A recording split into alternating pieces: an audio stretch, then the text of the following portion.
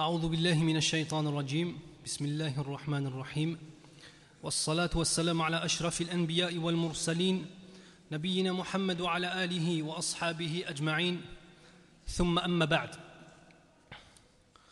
Dans la continuité des conférences sur Fiqh Sira, la compréhension de la vie du prophète sallallahu alayhi wa sallam et les multiples et innombrables applications dans notre vie de tous les jours, après avoir étudié quelque peu les tortures qu'ont subies les musulmans, l'histoire de Ibrahim alayhi salam illustrant justement parmi les plus hauts degrés de patience dans le tawhid que puisse avoir un homme, nous arrivons à les différents moyens que les polythéistes vont employer contre les musulmans autres que la torture, la dénigration. Il faut savoir que l'appel public intervient juste avant le grand pèlerinage. Alors le grand pèlerinage, à l'époque des Arabes polythéistes, il est une trace de ce qu'a enseigné notre père Ibrahim alayhi salam en termes de hajj, en termes de grand pèlerinage. Ils ont bien évidemment falsifié ce qu'il a légué, mais néanmoins ils savent qu'il y a un hajj. Ils viennent pour la période du hajj. Ils font tawaf autour de la Kaaba. Ils restent à Minan. Ils vont à Arafat. Mais d'une façon totalement différente que celle que nous a léguée Ibrahim alayhi salam. Tout comme on peut faire un parallèle par exemple avec les chrétiens qui ont une adoration, un dogme, une façon d'aborder les choses totalement différente que celle que leur a léguée Jésus, Isa alayhi salam. Donc les Arabes sont dans cette situation-là, le pèlerinage arrive.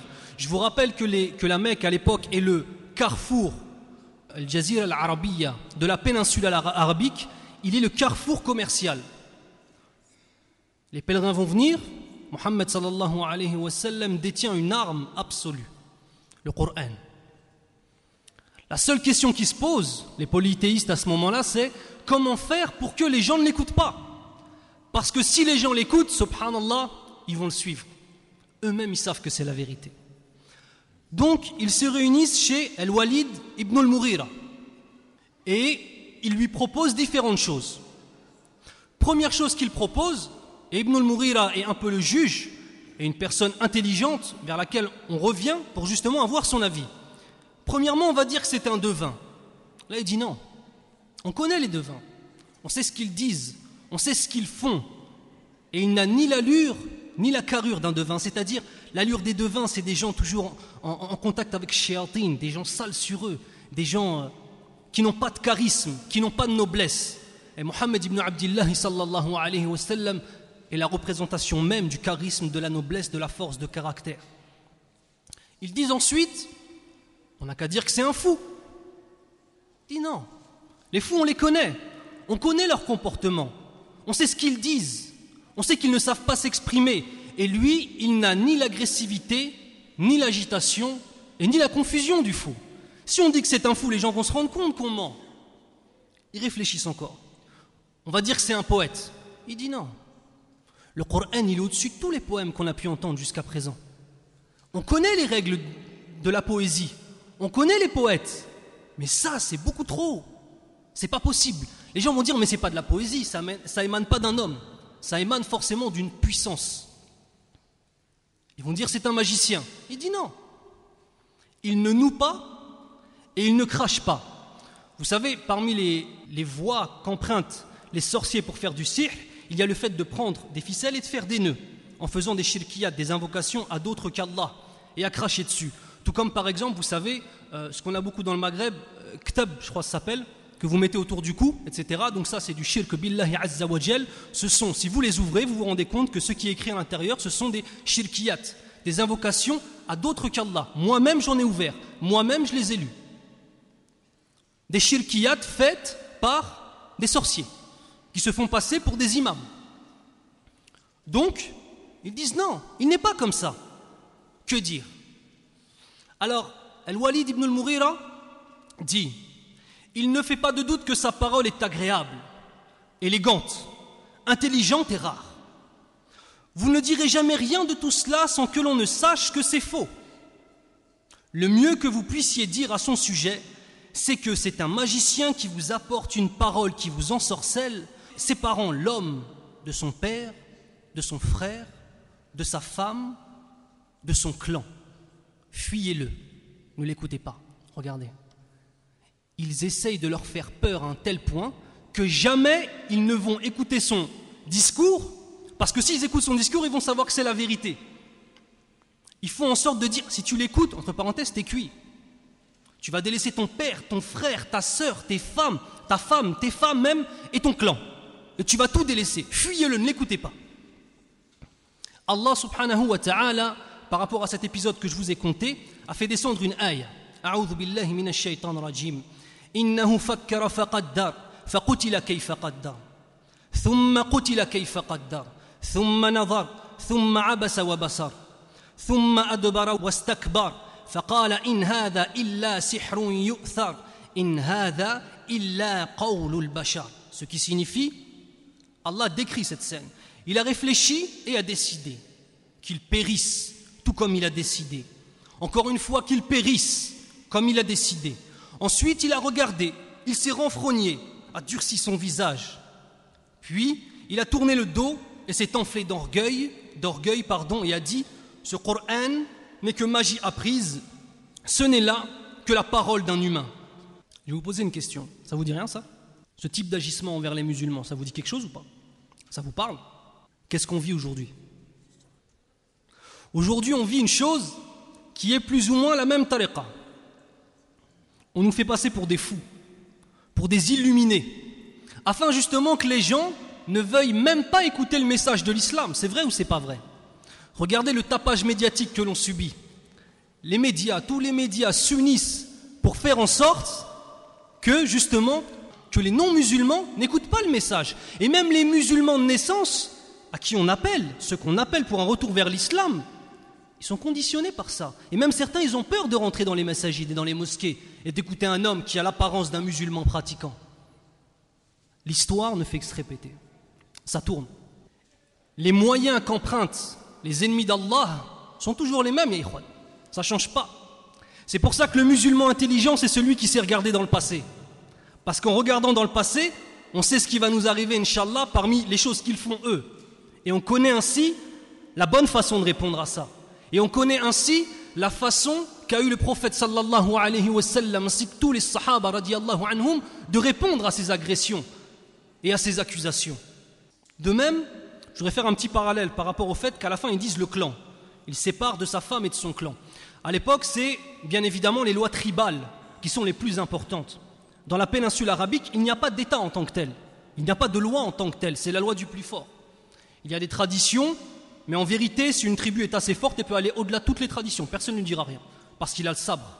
Et si quelqu'un n'est pas content, justement, on lui coupe la tête. Le clan aujourd'hui, est-ce que ça existe encore dans une société comme celle-ci européenne? Le clan en tant que tel n'existe plus. Par contre, on a une entité assez importante, même très importante, qui va nous définir et va nous donner un moule dans lequel on doit rentrer, tout comme le clan il le faisait. C'est la notion de l'État. Et dans les médias, ils font même croire aux gens que si vous rentrez dans l'islam, vous allez devenir un paria. On entend vous n'allez pas être intégré. Des gens, subhanallah, qui sont nés en France, vous n'allez pas être intégré. Vous allez vous désintégrer, je ne sais pas comment ils vont dire ça. Des convertis à l'islam. Ils disent vous n'allez pas être intégré. Ya ikhwan, qui peut être plus intégré qu'un Français qui est né ici? Donc pareil, de la même façon qu'ils ont essayé de faire peur par rapport aux tribus, on nous fait peur par rapport à l'État français. Vous ne serez pas intégré. Non. Alhamdulillah. C'est un pays où il y a beaucoup de liberté et on peut pratiquer notre religion. Alhamdulillah. Donc, ils se mettent d'accord sur ce discours et c'est ce discours-là justement qui sera dit aux pèlerins. Les moyens, c'est donc la moquerie, le dénigrement, le démenti, la ridiculisation, la falsification du message. Tout ça, ça vous dit rien? C'est parce qu'on est en train de vivre. L'insulte. Ils disent, Allah les cite dans le Coran, وَقَالُوا يَا أَيُّهَا الَّذِي نُزِّلَ عَلَيْهِ الذِّكْرِ إِنَّكَ لَمَجْنُونَ. Ils dirent, ô toi, sur qui on a fait descendre le Coran, tu es certainement fou. Imaginez-vous l'impact de ces paroles. Il faut bien vous rappeler que Muhammad sallallahu alayhi wa sallam, Rasulullah sallallahu alayhi wa sallam, était un homme respecté dans cette société, par sa tribu, par les autres tribus, par les nobles. Imaginez-vous du jour au lendemain. Vous passez d'un statut d'homme respecté, envié, au statut d'un homme que tout le monde insulte, du plus noble au plus vil d'entre eux. Imaginez-vous l'épreuve et la force que doit avoir, la force de caractère et le charisme que doit avoir un homme pour résister à ça. Parce que si on vous dit ça pendant une semaine, c'est une chose, mais si on vous dit ça pendant 13 ans, c'est différent ou c'est pas différent? Et si tous les gens qui vous entourent, on dit mais ils te suivent parce que ceux-là ce sont les faibles, ce sont les pauvres, ils n'ont pas de conscience, ils n'ont pas d'intelligence, et on vous dénigre sans arrêt. Donc en Innaka la majnoun, il faut bien comprendre que c'est une parole que le prophète sallallahu alayhi wa sallam a entendue des centaines, peut-être même des milliers de fois, à tout moment de sa vie, quand il était à Mecca en tout cas. De même, on l'accuse de magicien et de menteur. Il dit, Allah Azza wa Jal, وَعَجِبُوا أَنْ جَاءَهُمْ مُنذِرٌ مِّنْهُمْ وَقَالَ الْكَافِرُونَ هَذَا سَاحِرٌ كَذَّابٌ. Puis, dans la même sourate, un peu plus loin, dans une ayah, il dit ما سمعنا بهذا في ملة الآخرة إن هذا إلا اختلاق. Ce qui signifie, les Mécois s'étonnèrent qu'un avertisseur parmi eux leur soit venu. Et les infidèles dirent, c'est un magicien et un grand menteur. Puis, ils disent, nous n'avons pas entendu cela dans la dernière religion, sous-entendu le christianisme. Ce n'est en vérité que pure invention. De même, dans le Coran, Allah nous dit dans la signification des versets, les mécréants disent, tout ceci n'est qu'un mensonge qu'il a inventé, et où d'autres gens l'ont aidé. Un appui de l'étranger. Or, ils commettent là une injustice et un mensonge, et ils disent, ce sont là des contes d'anciens, asatirul awwalin, qu'il se fait écrire. On les lui dicte matin et soir. De même, le fait de dire que ça vient d'autre part, ce message qui dit, c'est pas aussi une chose qu'on vit? L'islam, pour beaucoup de gens, ce n'est pas européen, alors que l'islam c'est européen. Combien de temps les musulmans sont restés fil Andalus en Espagne? Plus de 800 ans. Les traces dans la langue française de la présence des Arabes, extrêmement nombreuses. Même la cuisine. Il y a un livre qui est très bien de, je ne me rappelle plus du nom, c'est un nom allemand, ça s'appelle « Le soleil d'Allah brille sur l'Occident ». C'est une non-musulmane qui l'a écrit, une orientaliste. C'est un livre vraiment, subhanallah, on apprend beaucoup de choses sur la présence extrêmement ancienne de l'islam en Europe. L'islam n'est pas arrivé avec nos pères. L'islam n'est pas arrivé dans les années 50 ou alors au moment de la colonisation. L'islam a occupé, les musulmans ont occupé toute l'Espagne, plus une grande partie du sud de la France pendant très longtemps. Pendant très longtemps, des centaines d'années. L'islam est extrêmement ancien. Et de plus, l'Algérie, le Maroc, la Tunisie, et surtout l'Algérie, étaient des terres françaises. C'est vrai ou c'est pas vrai? Ça faisait partie de la France. C'est pas une chose nouvelle. Toute une histoire avec le niqab, c'est nouveau, on n'a jamais vu ça. Mais vous avez vu ça en Algérie? Ils portaient quoi les mamans? Je sais pas comment ça s'appelle, mais on voyait juste un œil comme ça. Le hayq. Toute couverte. C'est pas une chose nouvelle. Mais ils mentent, ils dénigrent, ils font semblant de s'étonner. De même, pour remettre en question la qualité même de prophète à Rasulullah sallallahu alayhi wa sallam, ils disent, dans la signification des versets, et ils disent, qu'est-ce donc que ce messager qui mange de la nourriture et circule dans les marchés? Et que n'a-t-on fait descendre vers lui un ange qui n'eût été avertisseur en sa compagnie? Ou que ne lui a-t-on lancé un trésor? Ou que n'a-t-il un jardin à lui dont il pourrait manger les fruits? Et les injustes disent, vous ne suivez qu'un homme ensorcelé. Allah dit dans le Coran, وَقَالَ الظَّالِمُونَ إِن تَتَّبِعُونَ إِلَّا رَجُلًا مَسْحُورًا. Regardez, là c'est rajulan mashura, et tout à l'heure c'était sahirun kadhab. Ils disent là c'est un homme ensorcelé, alors qu'avant ils disaient que c'était lui l'ensorceleur. Ils ne savent plus quoi dire. Ça se mélange. Ils n'ont plus d'armes. Alors ils commencent à mélanger les discours. C'est l'ensorceleur, non c'est un ensorcelé, non c'est un magicien, non c'est pas un magicien, c'est un poète. Ils essaient tous les moyens possibles. Et dans leur confusion, subhanallah, on se rend compte que ce sont des menteurs. Ils veulent isoler Rasulullah sallallahu alayhi wa sallam et le faire douter de lui-même. Et avec lui qui? Les croyants. Ils veulent faire douter les croyants de leur foi musulmane. Ils veulent faire douter les croyants de l'authenticité de leur foi et de leur droit à pratiquer l'islam. Ça vous dit quelque chose, ça aussi? Hein? Exactement, frère. Un mensonge suffisamment répété devient la vérité dans l'inconscient collectif. Si quelqu'un ment et répète des mensonges pendant un certain nombre d'années, d'une façon assez intense, alors ce mensonge devient, dans la généralité des mentalités, une vérité, subhanallah. Plein de mensonges historiques, je ne vais pas les citer, on n'est pas là pour ça. Des mensonges historiques qu'on a répétés assez. Par exemple, la bataille de Poitiers. C'est quoi la bataille de Poitiers? C'est le moment où ils ont stoppé l'invasion des musulmans, et s'il n'y avait pas eu ça, alors l'islam aurait envahi toute l'Europe, ils ont sauvé l'Europe, etc. La bataille de Poitiers, c'est une petite bataille parmi tant d'autres qui n'a rien changé. Les musulmans, c'est parce qu'ils sont éloignés d'Allah subhanahu wa ta'ala qu'ensuite ils ont été chassés de l'Andalous, etc. La bataille de Poitiers, elle n'a rien à voir.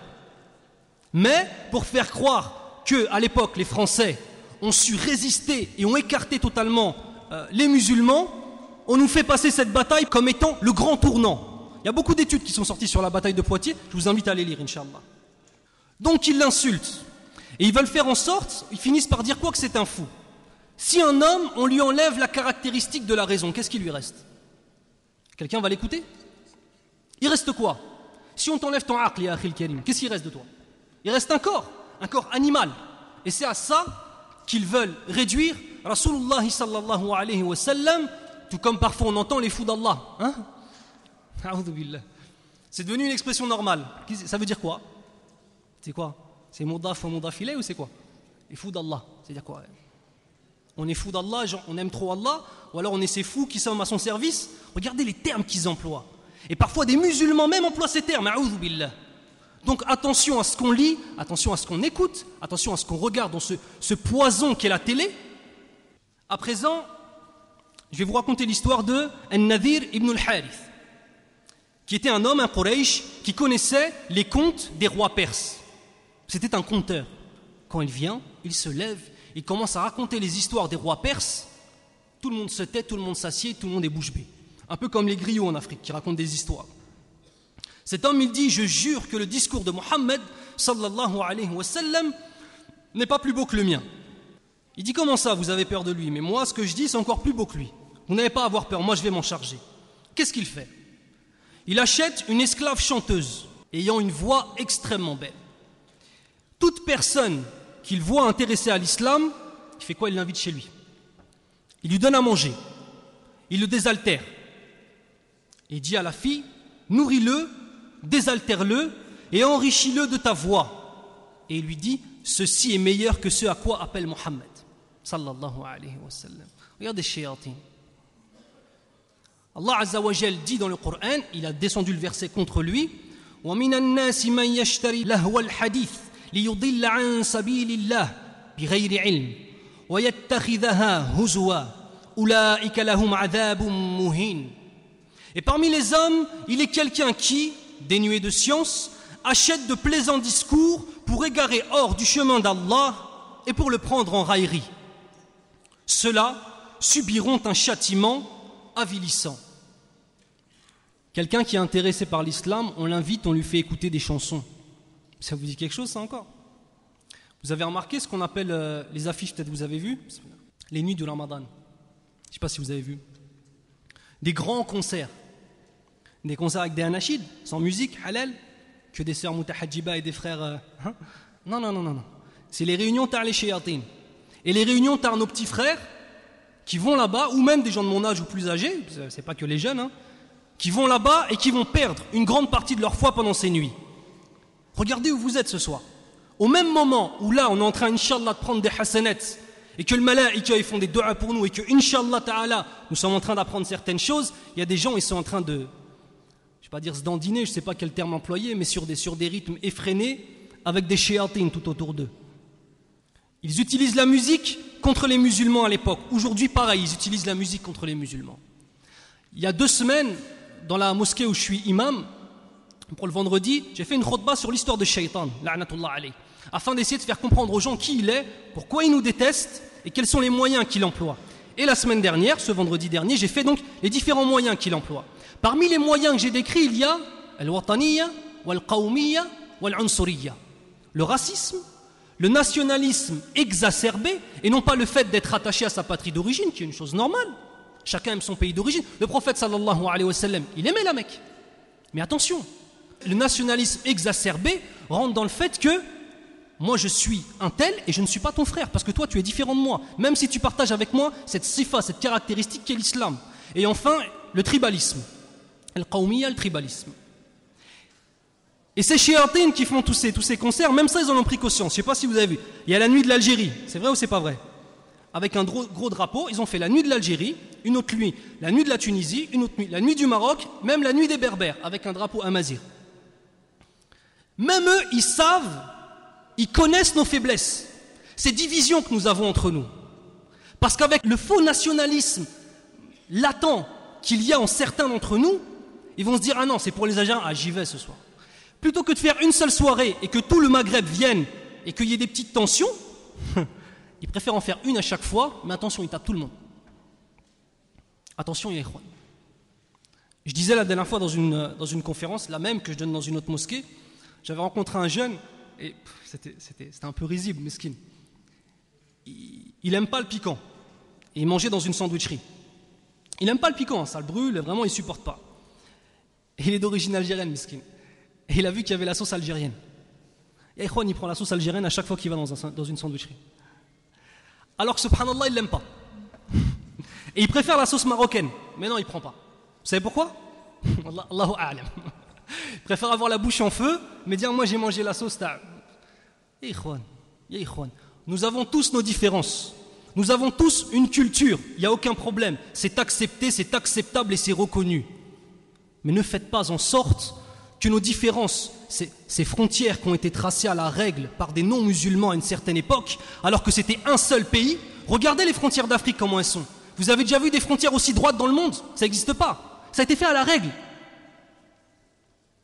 Et des gens suivent par rapport à ces petites différences, par rapport à des frontières qui ont été inventées par des non-musulmans, ils se divisent. Il y a des gens d'un côté et de l'autre de la frontière, ils ont le même dialecte. C'est vrai ou c'est pas vrai? Les mêmes vêtements, la même couleur de peau, la même langue, tout pareil. Et parce que lui, entre eux deux, il y a 5 kilomètres et ils font même partie à l'origine de la même qabila, de la même tribu, la même ethnie, subhanallah, ils se détestent. On est où? On est où? Donc ça, il faut réformer les cœurs. Même s'il y a des gens qui n'aiment pas écouter ce discours. Parce que sachez une chose, l'imam et le conférencier, il n'est pas là pour dire aux gens ce qu'ils ont envie d'entendre. Moi, je ne suis pas venu ici ce soir pour dire aux gens ce qu'ils ont envie d'entendre. Je suis venu, Inch'Allah Ta'ala, pour dire le haqq min Allah Azza wa Jal. Pas autre chose. Donc il faut essayer de se réformer et accepter. C'est vrai ou c'est pas vrai? Toi, mon frère, t'es de couleur noire. Wallah, t'es mon frère. Wallahi l'azim, je jure devant Allah, t'es mon frère. Ma fille, je te la donne en mariage. Rien à faire de ta couleur. T'es un homme pieux, tu rentres dans ma famille. C'est ça un musulman, ya ikhwan. C'est ça un musulman. Donc, les musulmans se cachent et se réunissent en secret. Les supplices augmentent jusqu'à ce que Allah Azza wa Jal donne aux musulmans une possibilité qui est laquelle? L'émigration. Pour les plus faibles d'entre eux qui subissent les pires tortures, Allah leur ouvre une porte. Vous allez pouvoir partir pour préserver vos vies. Allah Azza wa Jal dit dans le Coran: قُلْ يَا عِبَادِ الَّذِينَ آمَنُوا اتَّقُوا رَبَّكُمْ لِلَّذِينَ أَحْسَنُوا فِي هَذِهِ الدُّنْيَا حَسَنَةٌ وَأَرْضُ اللَّهِ وَاسِعَةٌ إِنَّمَا يُوَفَّى الصَّابِرُونَ أَجْرَهُمْ بِغَيْرِ حِسَابٍ. Ce qui signifie: dis ô mes serviteurs qui avez cru, craignez votre Seigneur. Ceux qui ici-bas font le bien auront une récompense. La terre d'Allah est vaste, les endurants auront leur pleine récompense sans compter. Je vais m'arrêter là, parce qu'il y a pas mal d'explications à faire par rapport à cette ayah, et on va trop déborder du temps sinon. Simplement finir sur une parole, Inch'Allah Ta'ala. Il y a des petits problèmes avec la police. Il y a des frères, mashallah, des gens bien, des gens qu'on aime pour Allah, des gens qui sont droits, des gens qui viennent à la mosquée, et ils sont le bienvenu dans la mosquée, et quitte à choquer, peu importe la vie qu'ils ont en dehors de la mosquée. Marhaban bikoum, wallah, vous êtes bienvenus. Mais il y en a qui ont encore gardé la mentalité que la police c'est nos ennemis quoi qu'il arrive. Il y a des policiers qui patientent avec nous et qui se font insulter. Il y a des ikhwan qui se font insulter. Il y a des jeunes qui insultent la police en venant à la mosquée. Les policiers commencent à en avoir assez. Il y a ikhwan. On ne dit pas que tous les policiers sont les gens les plus gentils du monde. On ne dit pas qu'il n'y a pas d'islamophobes chez eux. On ne dit pas qu'il n'y a pas de racistes chez eux. On ne dit pas ça. Mais on dit que quand il y a un policier qui vient, qui vous parle gentiment, avec politesse, et qui vous explique que vous ne devez pas vous garer là ou ne pas rouler trop vite, la réponse, ce n'est pas une insulte. Donc Inch'Allah, s'il vous plaît, ça fait aussi partie du comportement du musulman. Barakallahu fikum. سبحانك اللهم وبحمدك أشهد أن لا إله إلا أنت أستغفرك وأتوب إليك.